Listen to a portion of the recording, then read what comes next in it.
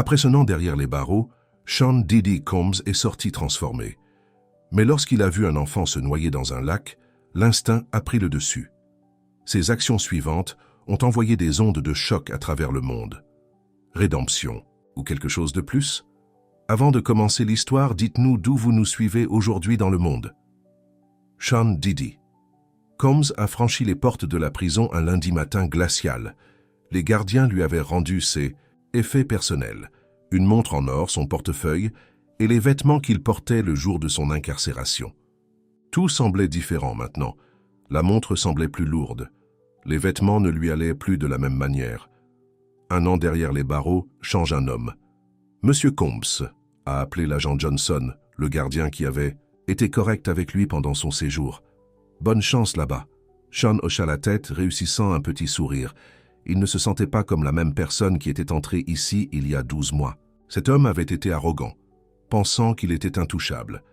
La prison avait une façon de tout enlever. Son avocat, Michael Freeman, l'attendait près d'un SUV noir. « La presse va se jeter sur ça », a déclaré Michael en ouvrant la portière de la voiture. « On devrait vous ramener à la maison. » Mais Sean n'était pas prêt à rentrer chez lui. Pas encore. « Emmenez-moi à Prospect Park », a-t-il dit. « J'ai besoin d'air frais d'abord. » Michael a commencé à protester, mais s'est interrompu. Il avait appris au fil des ans que lorsque Sean prenait une décision, il était impossible de la changer. Le parc était calme pour un lundi après-midi. Quelques joggeurs sont passés, le regardant 2 fois lorsqu'ils l'ont reconnu. Sean a continué à marcher, les mains dans les poches, essayant de comprendre ce qui allait suivre. Son empire s'était effondré pendant son incarcération. Le label discographique, la ligne de vêtements, la marque de vodka, tout ce qu'il avait construit pendant des décennies avait disparu. Puis il a entendu le cri. Il provenait de la direction du lac. Sean a tourné la tête et a vu des gens se rassembler au bord de l'eau, pointant du doigt et criant. À travers la foule, il a aperçu des éclaboussures d'eau et de petits bras qui se débattaient. Un enfant se noyait. La foule a continué à grossir, mais personne n'a bougé. Ils sont restés là, les téléphones à la main, en train de filmer. Sean a senti quelque chose se briser en lui. Sans réfléchir, il s'est mis à courir. « Sean, attendez !» Michael l'a appelé, mais Sean avait déjà enlevé sa veste. L'eau l'a frappé comme 1000 aiguilles. C'était le début du printemps et le lac ne s'était pas encore réchauffé. Mais Sean a avancé, ses bras coupant l'eau. Il pouvait voir l'enfant plus clairement maintenant. Un jeune garçon, peut-être 7 ou 8 ans, la tête à peine au-dessus de l'eau. « Accroche-toi !» Sean a crié. « J'arrive !» Le garçon a disparu sous l'eau juste au moment où Sean l'a atteint. Sans hésitation, Sean a plongé, ses mains cherchant dans l'eau trouble. Ses doigts ont effleuré un tissu, et il s'est accroché, tirant le garçon vers la surface. Ils ont émergé ensemble, le garçon inerte dans ses bras. Les muscles de Sean brûlaient, alors qu'il nageait vers le rivage, gardant la tête du garçon au-dessus de l'eau. Lorsque ses pieds ont finalement touché le fond, les gens se sont précipités pour l'aider, les tirant tous les deux sur l'herbe. Le garçon ne respirait pas.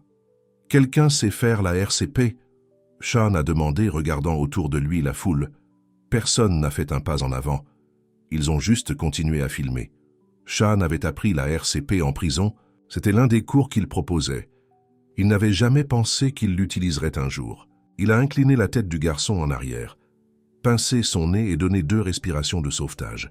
Puis il a commencé les compressions thoraciques, comptant à voix basse. « Allez, gamin », a-t-il marmonné. « Allez ». Après ce qui a semblé une éternité, le garçon a toussé, l'eau jaillissant de sa bouche. Ses yeux se sont ouverts, confus et effrayés. « Maman », a-t-il appelé faiblement. Une femme s'est frayé un chemin à travers la foule, les larmes coulant sur son visage. « Tommy ! Oh mon Dieu, Tommy !» Elle est tombée à genoux à côté d'eux, serrant le garçon dans ses bras. Sean s'est assis en arrière, épuisé, ses vêtements dégoulinants. La foule avait encore grossi, et il pouvait voir des douzaines de téléphones pointés sur lui. Il savait ce qui se passait. Ce moment était déjà devenu viral. Certains appelleraient cela un coup de pub. D'autres diraient qu'il essayait de réhabiliter son image. Mais rien de tout cela n'avait d'importance. Ce qui importait, c'était que le garçon respirait dans les bras de sa mère. La femme a levé les yeux vers Sean, les yeux pleins de larmes. « Merci », a-t-elle chuchoté. « Vous avez sauvé mon fils. » Avant que Sean puisse répondre, le son des sirènes a rempli l'air. Une ambulance et des voitures de police sont arrivées sur les lieux. Les ambulanciers se sont précipités avec une civière et les policiers ont commencé à repousser la foule. Michael est apparu aux côtés de Sean avec une couverture. « La presse est déjà là », a-t-il dit en l'enveloppant autour des épaules de Sean. « Il faut y aller. » Mais Sean ne pouvait pas détacher ses yeux du garçon. Alors que les ambulanciers le chargèrent dans l'ambulance, Tommy s'est retourné et a fait un petit signe de la main à Sean. Quelque chose a changé dans la poitrine de Sean, quelque chose qu'il ne pouvait pas expliquer. Plus tard dans la soirée, dans son manoir vide, Sean était assis dans le noir en regardant le reportage télévisé. Toutes les chaînes montraient les mêmes images, lui plongeant dans le lac, effectuant la RCP, les retrouvailles émouvantes entre la mère et l'enfant. Les gros titres tournèrent déjà l'histoire, de la prison au héros, la rédemption de P. Diddy. Secours spectaculaire au lac par le magnate de la musique. Est-ce le nouveau Sean Combs? Son téléphone n'avait pas arrêté de sonner. De vieux amis, des associés d'affaires, des bookers d'émissions de télévision, tout le monde voulait sa part de l'histoire. Mais Sean ne s'intéressait à rien de tout cela. Pour la première fois de sa vie, il avait fait quelque chose qui n'avait rien à voir avec l'argent, la gloire ou le pouvoir. Il avait simplement agi sans penser aux conséquences ou à ce que les gens diraient. La mère du garçon avait accordé une brève interview devant l'hôpital. Tommy allait bien. Il devait juste rester une nuit pour observation. Cet homme, avait-elle dit en essuyant ses larmes, peu importe ce que les gens disent de lui, il a sauvé la vie de mon fils. Je n'oublierai jamais ça. Sean a éteint la télévision et s'est dirigé vers la fenêtre regardant les lumières de la ville. Il a pensé à toutes les erreurs qu'il avait commises, à toutes les personnes qu'il avait blessées dans sa poursuite implacable du succès. Peut-être était-ce un signe, peut-être était-ce sa chance de faire les choses différemment. Son téléphone a vibré à nouveau. Un autre journaliste voulant une exclusivité. Sean l'a ignoré. Au lieu de cela, il a appelé le numéro de l'hôpital. Il voulait prendre des nouvelles de Tommy, s'assurer que le garçon allait vraiment bien. Pas de caméra, pas de presse. Juste un homme inquiet pour un garçon qu'il avait aidé à sauver. Alors qu'il composait le numéro, Sean a ressenti quelque chose qu'il n'avait pas ressenti depuis longtemps. La paix. Pour une fois, il ne pensait pas à son image, à son retour ou à son empire. Il ne pensait qu'à un enfant qui avait besoin d'aide et à ce que cela faisait de pouvoir réellement la lui apporter. Parfois, s'est-il rendu compte, le fond du gouffre n'est pas la fin. Parfois, ce n'est que le commencement. Le téléphone a sonné et une infirmière a répondu « Oui », a dit Sean doucement. « J'appelle au sujet de Tommy Bennett, le garçon qui a été amené de Prospect Park aujourd'hui. » Le lendemain matin de l'incident du lac, Sean s'est réveillé avec des centaines d'appels manqués et de messages. Mais le seul qui l'intéressait était celui de l'hôpital. Tommy avait été libéré et allait bien. La mère du garçon, Sarah Bennett, avait laissé son numéro, demandant si Sean voulait leur rendre visite à la maison. Sean s'est assis au bord de son lit, regardant le message. Une partie de lui voulait garder ses distances. Il avait fait une bonne action. N'était-ce pas assez? Mais quelque chose dans le signe de la main de Tommy depuis l'ambulance ne cessait de lui revenir. « Vous devez faire quelques interviews », a dit Michael au téléphone. « L'élan de cette histoire est énorme. On pourrait tout renverser. »« Pas maintenant », a répondu Sean en raccrochant. Il s'est habillé et a appelé le numéro de Sarah. 1 heure plus tard, il se tenait devant un immeuble modeste à Brooklyn. Pas de caméra, pas d'entourage. Juste lui. Sarah a ouvert la porte avec des yeux fatigués et un sourire reconnaissant. « Monsieur Combs, merci d'être venu. » L'appartement était petit mais chaleureux, rempli de photos de famille et d'œuvres d'art d'enfants. Tommy était assis sur le canapé enveloppé dans une couverture, regardant des dessins animés. Son visage s'est illuminé lorsqu'il a vu Sean. « Vous êtes l'homme qui m'a sauvé », s'est exclamé Tommy en sautant. Sean a souri, s'asseyant à côté de lui. « Comment tu te sens, petit bonhomme ?»« Mieux, » a dit Tommy. « Maman dit que je ne peux pas aller nager pendant un moment, cependant. » Sarah, à l'heure, a apporté du chocolat chaud, et ils ont parlé. Elle était mère célibataire, travaillant 2 emplois pour joindre les 2 bouts. Le père de Tommy était parti il y a des années. Alors qu'elle parlait, Sean a remarqué les factures impayées sur la table basse, les meubles usés, la façon dont l'uniforme de Sarah pendait dans le coin, prêt pour son quart de nuit au restaurant. « Je ne sais pas ce que j'aurais fait si... » La voix de Sarah s'est brisée. « Je n'ai pas les moyens de payer une garderie. C'est pourquoi Tommy jouait seul au bord du lac. Je me sens tellement coupable. Sean a pensé à sa propre mère, à quel point elle avait travaillé dur pour l'élever. « Hé !» a-t-il dit doucement, « tu fais de ton mieux. C'est tout ce que n'importe qui peut faire. » Avant de partir, Sean a écrit son numéro de téléphone personnel. « Si jamais vous avez besoin de quelque chose, appelez-moi, je le pense sincèrement. » Sur le chemin du retour, le téléphone de Sean a sonné à nouveau. C'était Marcus Stone, son ancien partenaire commercial. Le même Marcus qui avait témoigné contre lui lors du procès, l'aidant à le faire envoyer en prison. « Sean, mon chéri. » La voix de Marcus a tonné dans le haut-parleur. « J'ai vu les nouvelles. C'est le moment idéal. J'ai des investisseurs en ligne. On pourrait relancer le label, plus grand que jamais. Le public adore les histoires de retour. » Sean a serré le téléphone dans sa main. Il y a quand il aurait sauté sur l'occasion. Mais maintenant, tout ce à quoi il pouvait penser, c'était à la façon dont Marcus l'avait trahi, à la façon dont leur poursuite de l'argent et du pouvoir avait conduit à tant de mauvaises décisions. « Pas intéressé », a dit Sean et a raccroché. Cette nuit-là, il n'a pas pu dormir. Il a continué à penser à Sarah et Tommy, à l'offre de Marcus, à toutes les personnes qu'il avait blessées dans sa vie passée. Il s'est levé et a commencé à regarder de vieilles photos, des photos de ses débuts dans l'industrie musicale, lorsque c'était l'art qui importait, pas l'argent. Sa sonnette a sonné à 2 heures du matin. C'était Rachel, son ex-femme, quelqu'un qu'il n'avait pas vu depuis avant la prison. « Les enfants t'ont vu à la télé », a-t-elle dit, se tenant sur son seuil. « Ils ne cessent de te demander. » Le cœur de Sean s'est serré. Ses enfants avaient cessé de lui rendre visite en prison après le 1er mois. Il s'était dit que c'était mieux comme ça, qu'il ne voulait pas qu'ils le voient comme ça. « Comment vont-ils » a-t-il demandé. « Ils manquent leur père », a répondu Rachel. Le vrai, pas celui qui se souciait plus de son empire que de sa famille. Les mots ont frappé fort parce qu'ils étaient vrais. Sean a pensé à Tommy et Sarah, à la clarté et à la simplicité de leur amour l'un pour l'autre. Quand avait-il perdu ça avec ses propres enfants? « Je veux les voir », a-t-il dit, « s'ils veulent à me voir. » Rachel hocha la tête lentement. « Commencez par un dîner, la semaine prochaine, mais Sean... » Elle a fait une pause, ne les décevait plus. Après son départ, Sean s'est assis dans son studio, autrefois sa pièce préférée de la maison, maintenant juste un rappel de tout ce qu'il avait perdu. Des disques d'or ornaient les murs, des récompenses prenaient la poussière, sur les étagères. Rien de tout cela ne semblait plus important. Son téléphone a vibré avec un message de Sarah. « Tommy ne dort pas. Il ne cesse de parler de vous. Il dit que vous êtes son héros. » Héros. Le mot semblait étrange. Dans sa vie passée, il pensait que réussir signifiait être puissant, être au sommet. Mais sauver Tommy lui avait montré quelque chose de différent. La vraie force ne consistait pas à avoir du pouvoir sur les autres, c'était à être là quand quelqu'un avait besoin d'aide. Sean a regardé l'heure, 3 heures du matin. Il savait que Sarah serait au travail maintenant. Tommy probablement chez un voisin. Il a pensé à ses propres enfants, à toutes les fois où il avait manqué le dîner à cause de réunions importantes.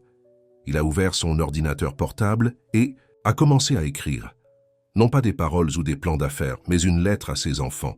Il a écrit sur ses erreurs, sur ce que la prison lui avait appris, sur le garçon dans le lac. Il a écrit sur son désir d'être meilleur, non pas pour les caméras ou les histoires de retour, mais pour eux. Le soleil se levait lorsqu'il a terminé. Son téléphone était plein d'appels manqués. Marcus, des journalistes, des producteurs de télévision. Il les a tous ignorés et a envoyé un texto à Sarah. Tommy aimerait-il aller au parc ce week-end, loin de tous les lacs?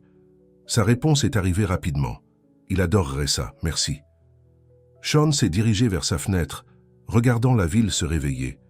Son manoir semblait trop grand maintenant, trop vide. Peut-être était-il temps de changer. Pas seulement l'endroit où il vivait, mais sa façon de vivre.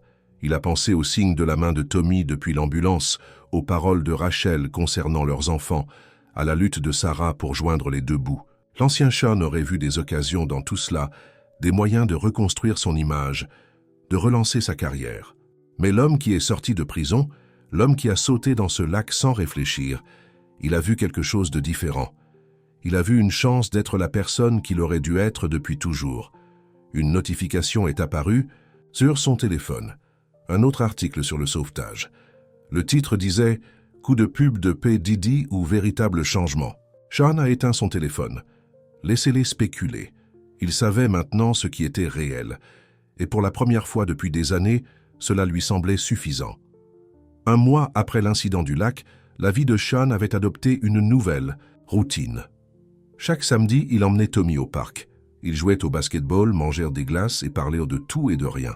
Les cauchemars de Tommy concernant le lac s'amélioraient et Sarah avait commencé à faire assez confiance à Sean pour le laisser aider au ramassage scolaire lorsque son emploi du temps devenait difficile. Mais tout le monde ne croyait pas à la transformation de Sean. Un mercredi après-midi, alors que Sean attendait devant l'école de Tommy, un SUV noir s'est arrêté. Marcus Stone est descendu, portant un costume coûteux et son sourire narquois habituel.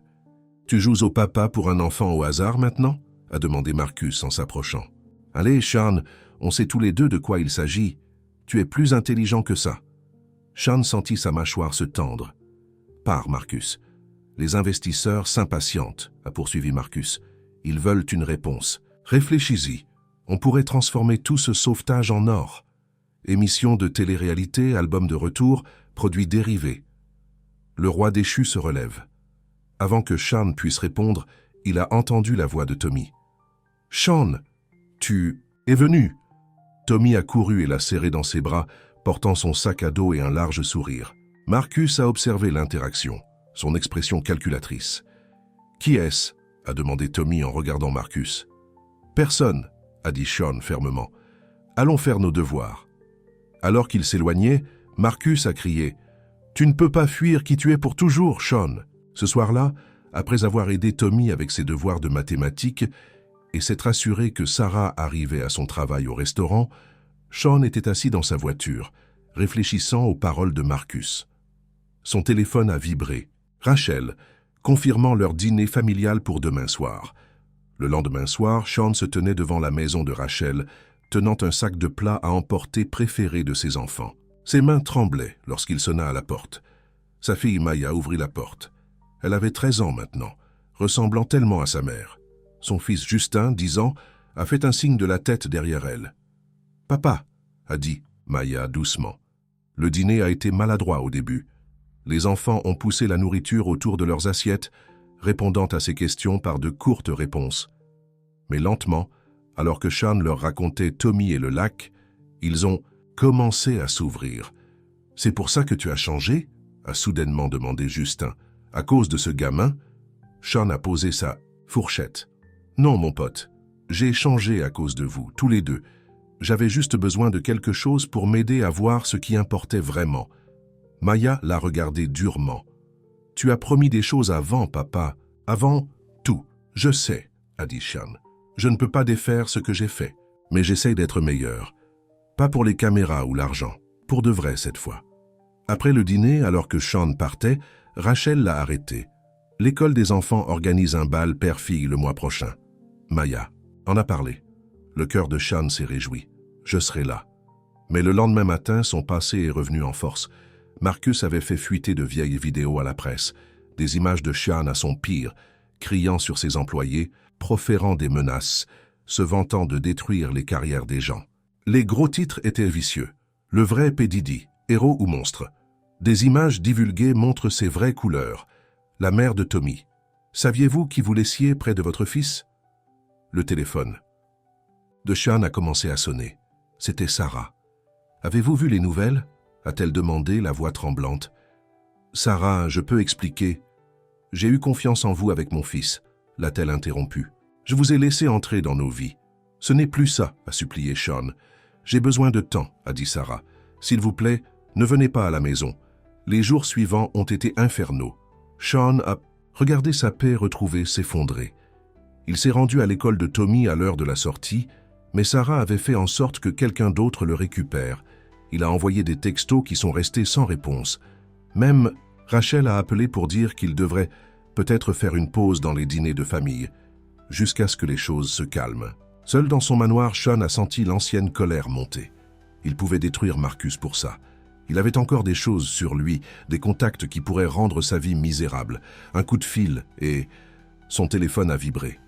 Un texto de Tommy envoyé du téléphone de Sarah. « Tu me manques. Maman pleure beaucoup, s'il te plaît, arrange ça. » Sean a regardé le message pendant longtemps. L'ancien lui aurait vu ceci comme un levier, un moyen de se frayer, un chemin. Mais c'est exactement ce que Marcus voulait. Prouver que l'ancien Sean était toujours là, attendant juste de sortir. Au lieu de cela, Sean a fait quelque chose de différent. Il a organisé une conférence de presse. La salle était pleine de journalistes, tous affamés de drame. Sean s'est approché du microphone sans déclaration préparée, sans avocat à ses côtés. « Les vidéos que vous avez vues sont réelles », a-t-il commencé. « C'était moi. J'étais en colère, arrogant et cruel. J'ai blessé des gens. J'ai laissé l'argent et le pouvoir devenir plus important que la famille et l'amitié. Je ne suis pas là pour m'excuser ou justifier ces actes. » Il a fait une pause regardant directement les caméras. Mais ce n'est pas toute l'histoire. La prison m'a changé. Perdre tout m'a changé. Et oui, sauver Tommy m'a changé. Non pas parce que c'était une bonne publicité, mais parce que cela m'a montré ce qui compte vraiment. Je ne veux pas retrouver ma vieille vie. Je ne veux pas du label discographique ni de l'Empire. Je veux juste être quelqu'un dont mes enfants peuvent être fiers. Quelqu'un que Tommy puisse admirer. Quelqu'un qui aide les autres au lieu de les utiliser. Sa voix s'est légèrement brisée. À Sarah et Tommy, je suis désolé. Que cela vous ait blessé. Vous méritiez mieux. Je comprends si vous avez besoin d'espace, mais je veux que vous sachiez que mon affection pour Tommy, mon amitié avec votre famille, c'est réel. C'est probablement la chose la plus réelle que j'ai faite depuis des années. Il a regardé le pupitre, puis a relevé les yeux. À Marcus et à tous ceux qui essaient de me ramener à ce que j'étais, vous pouvez continuer à essayer. Mais j'en ai fini. Cette personne n'existe plus. Et je vais le prouver, non pas avec des mots, mais avec des actes, chaque jour, aussi longtemps qu'il le faudra. Alors que Sean quittait la scène, son téléphone a vibré à nouveau. Un autre texto de Tommy. « Maman te regarde à la télé. Elle pleure encore. Mais je crois que ce sont de bonnes larmes cette fois. » Sean a souri, l'espoir montant dans sa poitrine. Peut-être que certains ponts ne pouvaient pas être détruits. Peut-être que certaines erreurs le hantraient toujours. Mais là, maintenant, il choisissait d'être meilleur. Et pour la première fois de sa vie, ce choix ressemblait à une victoire. 2 semaines après la conférence de presse, Sean était assis seul, dans un café près de l'école de Tommy. Il n'avait pas vu le garçon ni Sarah depuis la fuite des vidéos, mais il continuait à venir ici chaque jour dans l'espoir. Les baristas avaient cessé de le regarder avec curiosité et lui apportaient maintenant silencieusement son café noir habituel. Son téléphone s'est allumé avec un message de Maya. « Papa, tu viens toujours à la danse vendredi ?» Avant qu'il ne puisse répondre, la sonnette au-dessus de la porte du café a sonné. Sarah est entrée.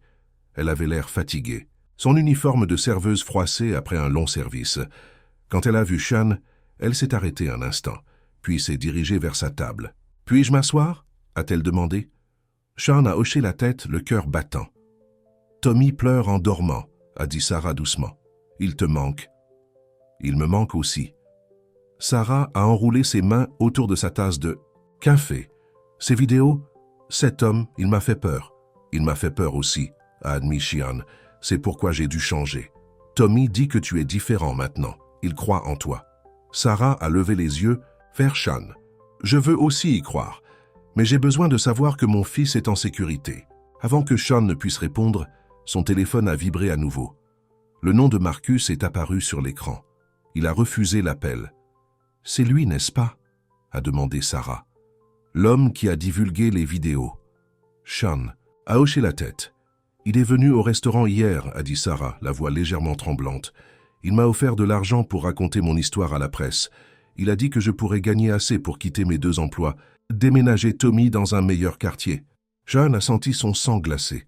« Sarah, je lui ai dit de partir, » a-t-elle continué. Mais il a laissé sa carte. Il a dit que l'offre était toujours valable. Elle a sorti une carte de visite de sa poche et l'a posée sur la table. « Il ne va pas s'arrêter, n'est-ce pas ?»« Non, » a dit Sean. « Il ne le fera pas. » Ils sont restés silencieux un instant, le poids de tout ce qui se trouvait entre eux.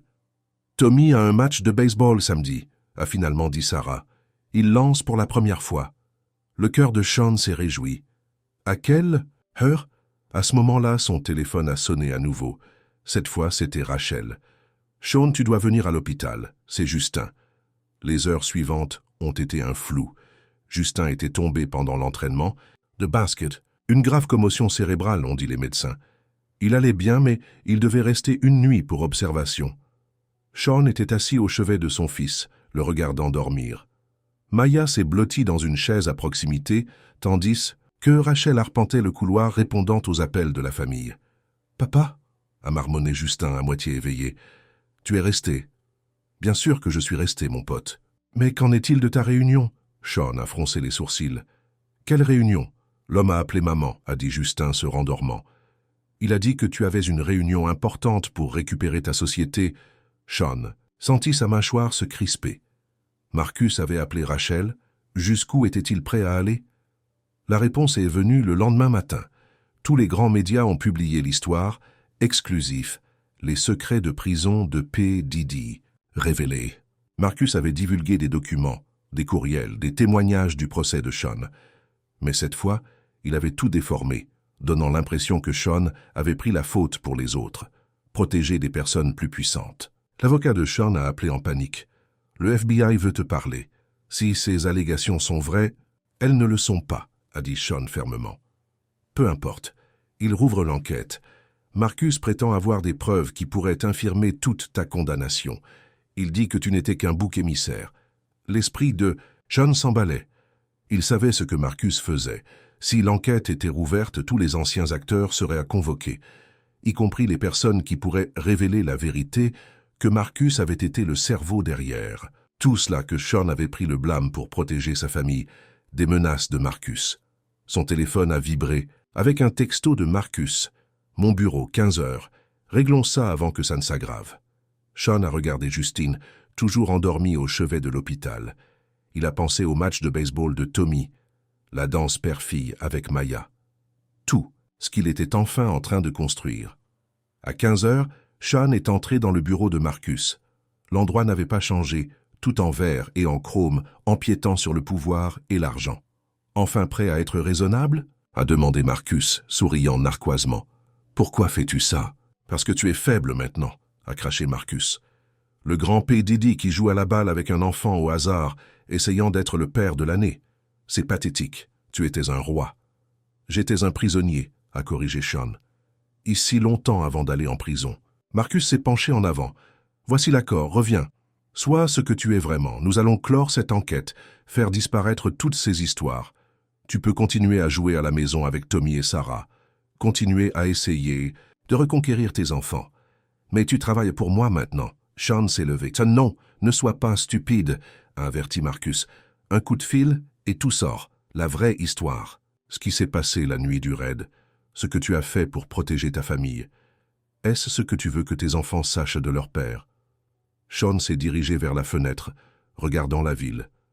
Il a pensé à Justine à l'hôpital, à Maya attendant la danse, à Tommy qui s'entraînait à lancer.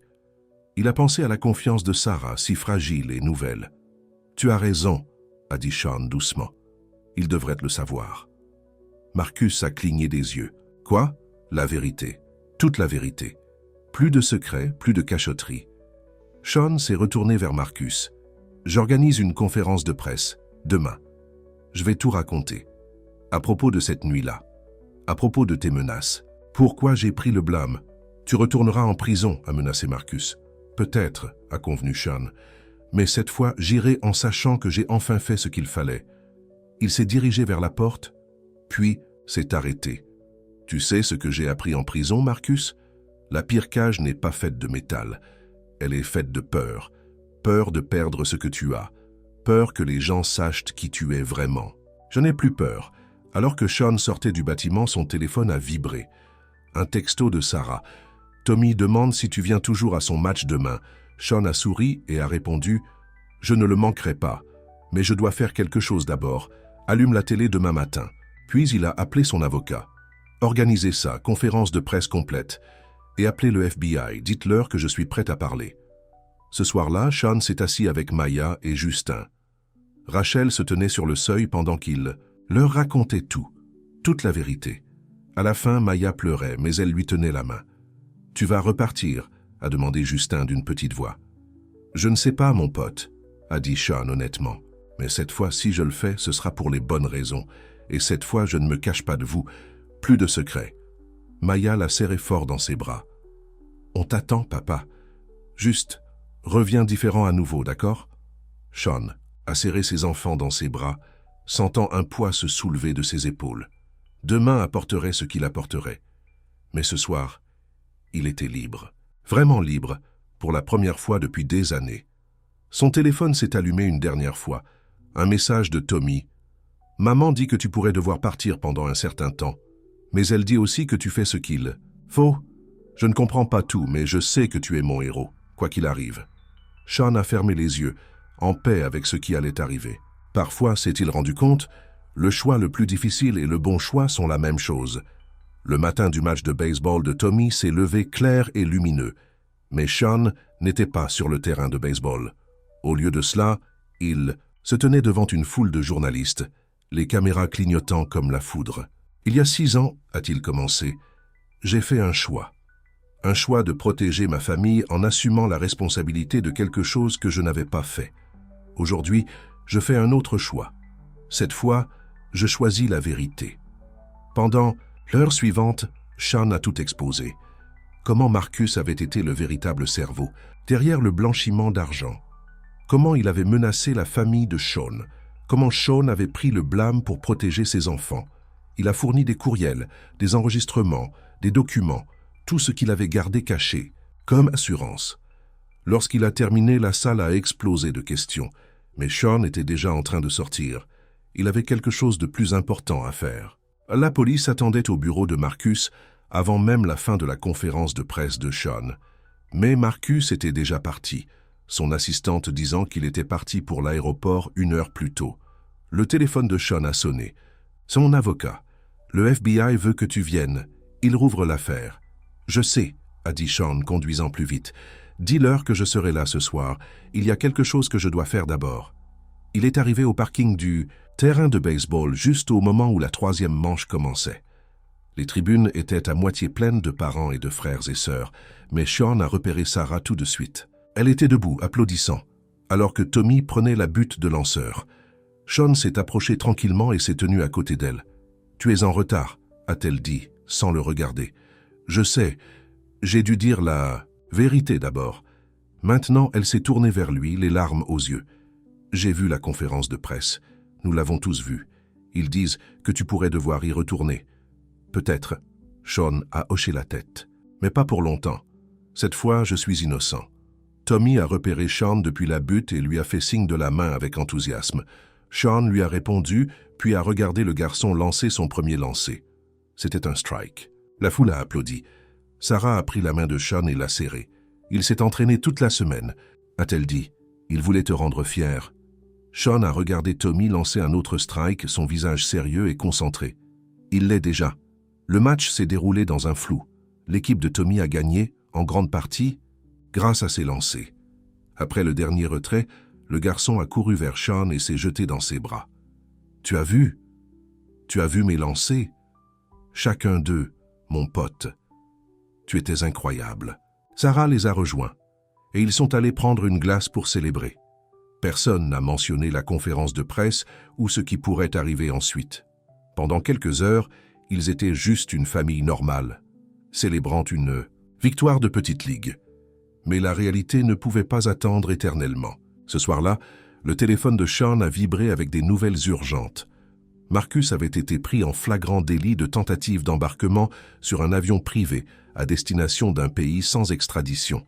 Le FBI l'avait en garde à « Veux ?» « Il parle », a dit l'avocat de Sean. « Il essaie de conclure un marché. Il admet tout, Sean. Il dit qu'il témoignera que tu as été contraint. » Sean s'est assis lourdement sur son canapé. « Qu'est-ce que ça signifie ? Pour moi, ça signifie que tu n'auras peut-être pas du tout à y retourner. Le bureau du procureur parle d'annuler ta condamnation initiale. » Les quelques semaines qui ont suivi ont été un tourbillon de réunions juridiques et d'apparitions devant les tribunaux. Marcus risquait des décennies de prison.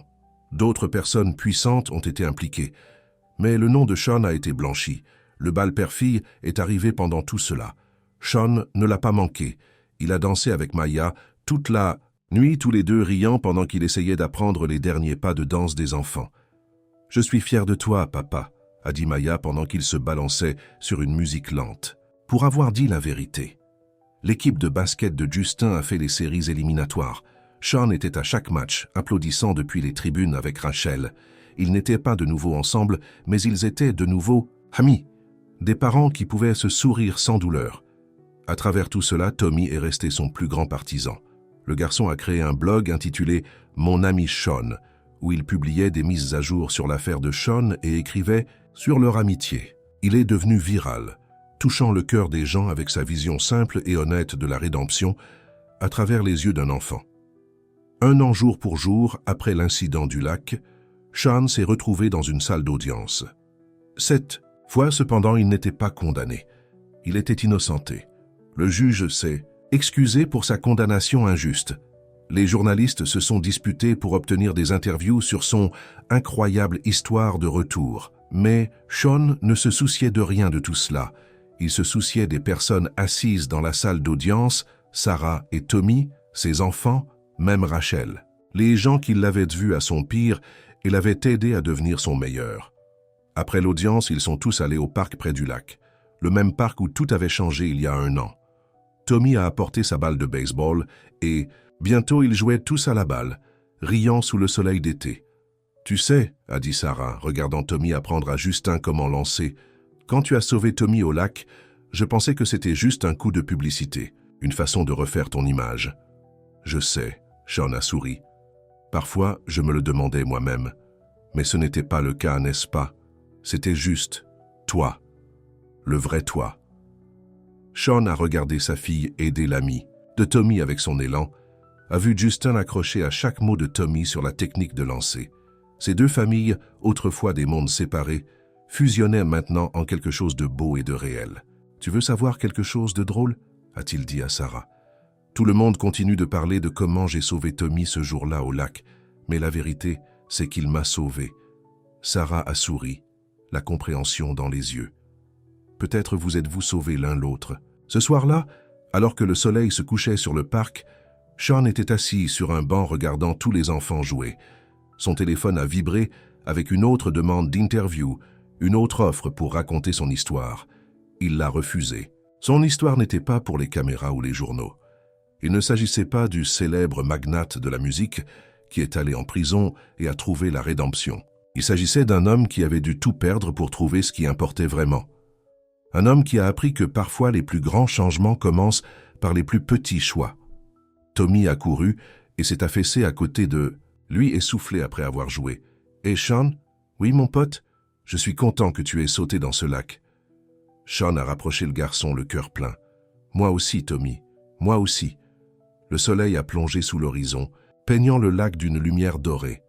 Le même lac qui avait tout changé. Sean a regardé sa famille élargie. Sarah parlant avec Rachel, les enfants jouant ensemble, toutes les pièces séparées de sa vie s'emboîtant enfin d'une manière qui avait du sens.